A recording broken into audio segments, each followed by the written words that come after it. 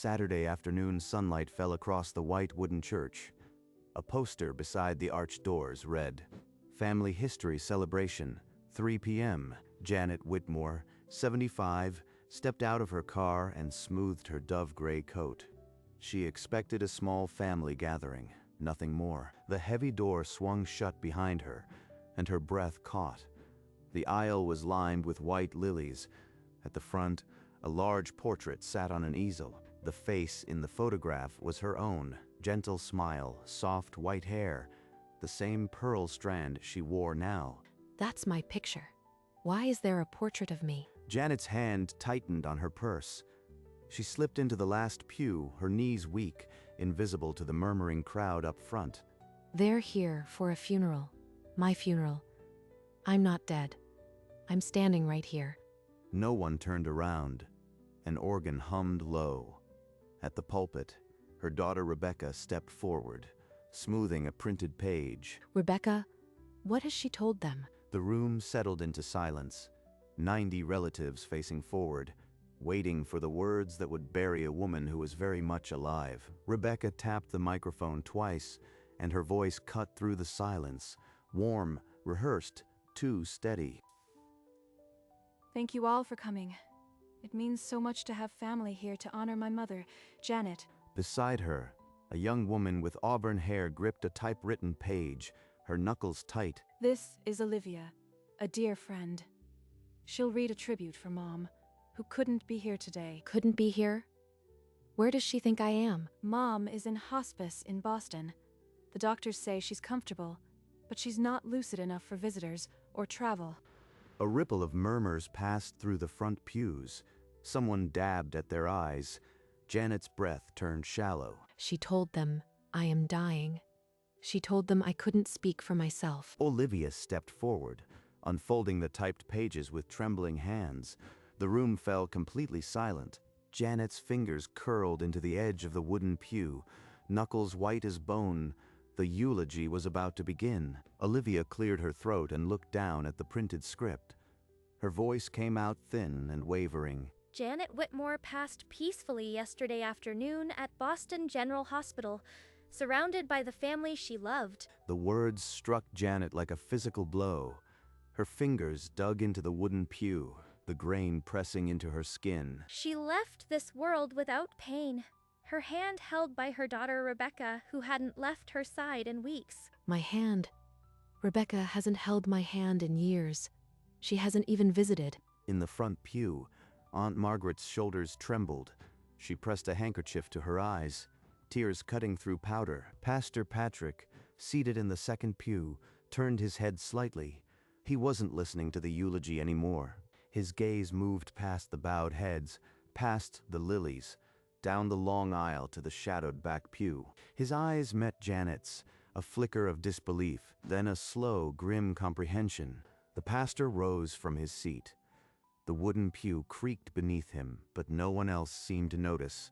Pastor Patrick walked down the center aisle, his footsteps echoing on the old wood. No one dared speak. Heads turned one by one. The soft shuffle of fabric and a few confused whispers rippled through the pews. Pastor, what's going on? The pastor said nothing. He reached the last pew and wrapped both hands around Janet's frozen fingers. Come with me. Janet rose, and together they walked toward the altar.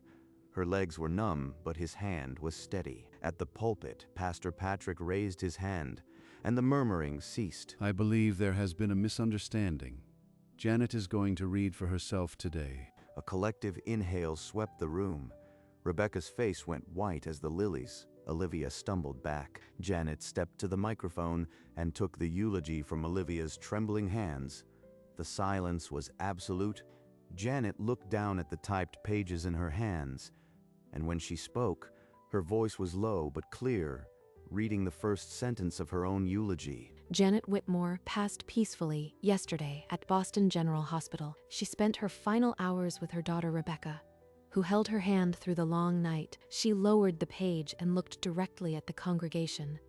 But I did not pass. I am not in Boston. A choked gasp rippled through the room. Rebecca's face drained of color, her rehearsed composure crumbling. Mom, This was supposed to be a surprise, a tribute. You weren't meant to see this. Is this the story you told everyone, Rebecca? That I was dying in a hospice? That I was already gone? Olivia took 2 stumbling steps backward, the typed eulogy fluttering from her fingers to the floor. These words were not written to honor me. They were written to bury a woman you claimed was already dead. The church erupted into a storm of whispers and one sharp cry from Aunt Margaret, who rose from the front pew, her voice trembling. What in God's name is happening, Janet? They told us you were dying. Your own daughter told us. I am here, Margaret. I've never been in a hospice. My daughter lied to all of you. This was a tribute, a surprise living memorial. You weren't supposed to see it. A living memorial with a eulogy about my death, with a date of death. It was a mistake. I just wanted to celebrate you. Don't make it ugly. I think it's time I told you what the funeral home told me. This morning they called me. They said Janet had died and needed to finalize today's service. A stunned silence. Aunt Margaret turned to Rebecca, face full of disbelief. I called Janet right then, she answered. That's why I walked down. This was no misunderstanding. Every face fixed on Rebecca. She stood frozen, lips moving soundlessly.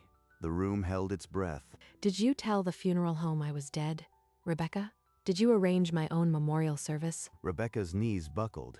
She gripped the pulpit's edge, a sob tearing from her chest. I didn't know what else to do. I have an insurance policy on your life. I filed a claim. A collective inhale. Aunt Margaret sank back into her seat, her face white. Was the claim approved? It's pending a death certificate. I told them you had passed. A death certificate? For me? Show it to me now. Rebecca didn't move. Her gaze darted toward the exit, trapped. You filed a false claim with a forged document. I want to see it. The silence that followed was heavier than the organ's dirge. 90 witnesses waited for the truth that still lay buried. The certificate isn't here. It's with the insurance company. I don't have it. They hold the original. Then let's call them right now.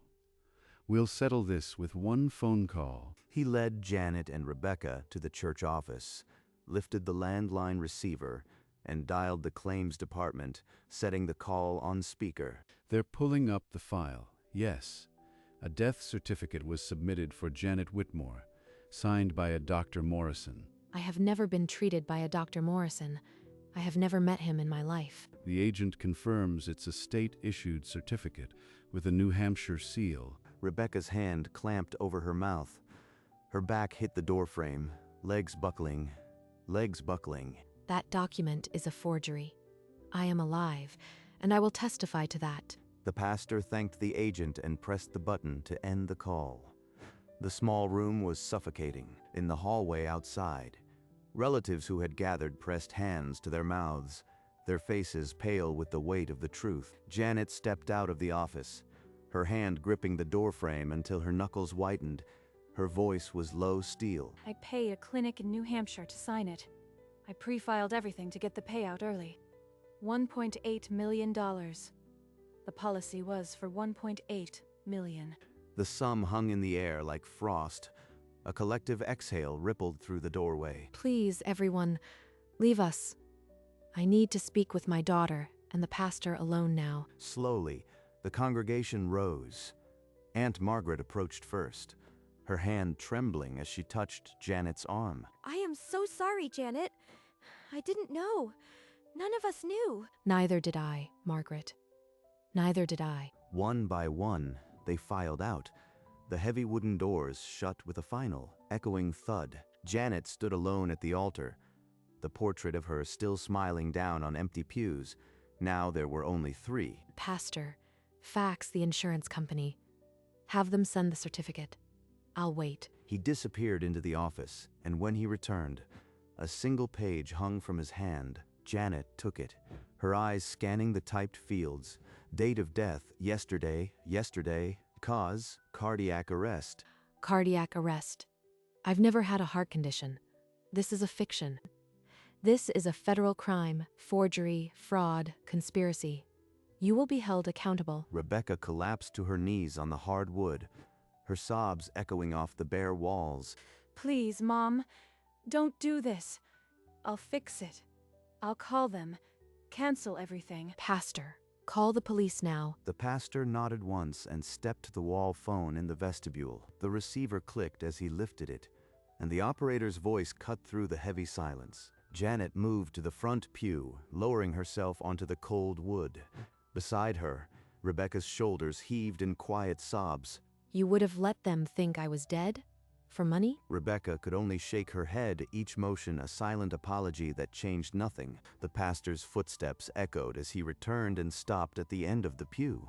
An officer is on his way. He'll be here in minutes. Janet rose, her knees aching, and walked to the altar without glancing back.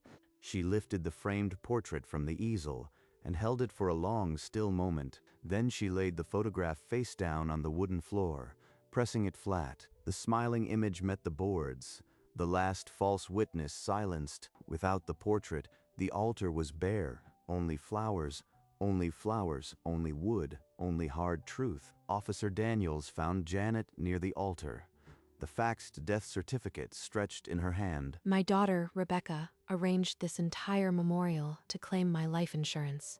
Here is the evidence. The officer scanned the document, then glanced at the sobbing woman crumpled in the pew. She walked over, pulling handcuffs from her duty belt with a quiet click. Rebecca Whitmore, you are under arrest for fraud and forgery. You have the right to remain silent. Rebecca's wrists were cuffed behind her back. Her cries became tiny gasps. The officer guided her down the aisle, past the empty pews toward the open doors. Outside, the police car door thudded shut. Janet stood on the steps, watching the vehicle pull away. The pastor's warm hand settled on her shoulder and stayed. I need to rewrite my will today. Everything changes now. In the church office, the pastor opened a drawer and laid a blank will form on the desk before Janet. Janet pulled a pen from her purse and pressed the nib to the first line. She wrote slowly, each letter deliberate. I leave the entirety of my estate to the Whitmore Youth Scholarship Fund, administered by this church. Are you sure, Janet? Once this is witnessed, it can't be undone. I have never been more sure of anything in my life. Her signature was a sharp line across the bottom. No hesitation. The pastor signed beneath her name, then called the church secretary to witness as well. The completed document showed the fund's name in bold letters, a final, unalterable claim on her legacy. Janet pushed the will across the desk toward the pastor, her hand steady. The afternoon light through the window caught the ink, still wet. It was done. Janet stared at the signed will for a long, unbroken minute. The pastor remained silent beside her. I loved her, Patrick. But love without truth isn't love. It's a slow poison. Please mail a copy to her at the detention center. She needs to see it. I'll take it to the post office myself this afternoon. Janet's fingers rose to her throat and found the single strand of pearls her husband had given her 40 years ago. With a quiet click, she unclasped the necklace and let it pool in her palm. She stared at the shimmering pearls for a heartbeat, then slipped them into the side pocket of her purse. The gesture held no drama.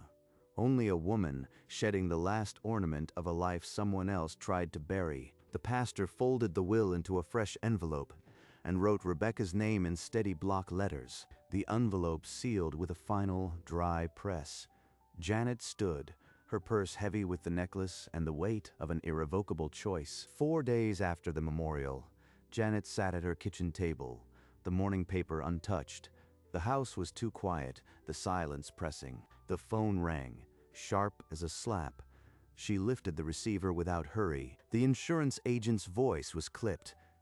Your death claim has been denied as fraudulent. The policy is now void. Janet's hand tightened on the receiver. She exhaled slowly. Thank you, she murmured, and hung up. She stared at the phone, then dialed the church. It was time to give the pastor the news. Pastor Patrick answered with his usual gentle baritone. Janet, what's happened? The insurance claim was denied, Pastor. They shut it down. The policy is canceled. Praise God. The truth is winning. The insurance is dead. Now the criminal case looms. I am ready. Count on me, Janet. You won't face it alone. Late that afternoon, the email from the state medical board appeared in her inbox. Janet opened it without blinking. The subject line read, "Investigation Outcome, Morrison Clinic." The body was a single official paragraph. The Morrison Clinic's license has been suspended pending criminal investigation for fraudulent death certificate issuance. The clinic that forged my death certificate is being shut down. But the satisfaction lasted only a breath. She closed the laptop and sat in the deepening twilight, utterly spent. Just after dusk, headlights swept through the window. The pastor had come. He found her in the living room, hands folded. Would you pray with me, Janet, for Rebecca's soul? She nodded, and they bowed their heads. His quiet voice lifted the names of the woman who'd tried to bury her. The prayer was short but heavy with everything Janet couldn't say aloud. When they finished, the room felt colder, but smaller, a space where she was not alone. 2 weeks later, a thick envelope landed on Janet's hallway mat with the embossed seal of the district attorney. She carried it to the kitchen table, slit the flap with a knife, and pulled out the notice of indictment. Rebecca Whitmore was charged with fraud, forgery, and identity theft.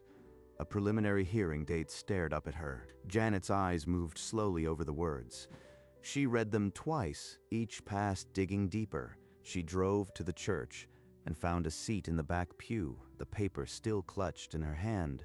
I'll testify. She set the indictment on the worn wood beside her, breathing deeply into the quiet. I will stand before that judge and tell the truth. No more lies. The stained glass cast faint colors across her hands. Steady now. She rose from the pew, indictment folded into her purse, ready for whatever came next. The detention center guard pushed a single white envelope through the metal slot and walked away, heels clicking down the corridor. Behind the glass, Rebecca grabbed it and tore it open. The folded paper dropped into her lap. The top line read, "Last will and testament of Janet Whitmore." Below, a single beneficiary. The Youth Scholarship Fund. She gave everything to strangers. Her fingers crushed the paper into a tight ball. A raw cry escaped her throat. On the other side of the glass, Janet stood motionless, watching her daughter's fury through the partition. That is the cost of trying to bury me alive. Rebecca's tear-streaked face turned toward her, eyes wide with shock and fresh rage. Janet held her daughter's gaze for one long breath, then turned and walked toward the exit. The heavy door hissed shut behind her, and she didn't look back. The preliminary hearing convened in a wood-paneled room. Janet took the witness chair without hesitation, her voice clear. I walked into my own memorial. My daughter had told everyone I was dying. The eulogy was already printed. She described the portrait, the lilies, the hired actress. The room listened in silence. At the defense table, Rebecca stared at her hands and never looked up. The judge examined the forged death certificate. He set it down with a heavy hand. Finding probable cause was brief. The case was bound for trial. Rebecca's lawyer did not contest. Outside the courthouse, a cluster of reporters pressed forward. Janet stopped on the stone steps. Justice isn't vengeance. It's protection for others who might have been next. She answered no more questions. Heads turned as she descended the steps. The camera held on her steady figure, her coat catching the wind, a woman who had reclaimed her life. Months later, the New Hampshire clinic owner pleaded guilty to fraud charges. The death certificate was officially expunged. The insurance company's final letter confirmed the policy was permanently void. The $1.8 million would never be paid. She slipped the letter into a folder and closed the drawer. The last legal tie was severed. That same Sunday, Pastor Patrick stood before the congregation and formally announced the Whitmore Youth Scholarship Fund. This fund was made possible by one woman's courage. Let me introduce our first recipient. Emily, 18, stepped to the front, her hands trembling around a small piece of paper. I plan to study nursing. Thank you, Mrs. Whitmore, for believing in us. Seated in the fifth pew, Janet touched her chest and nodded once.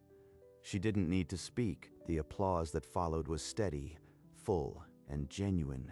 The legacy had changed from a funeral into a future. When the congregation had gone, Janet found Emily sitting alone in a back pew, the scholarship certificate resting on her lap like something precious. Mrs. Whitmore, I heard you were a nurse.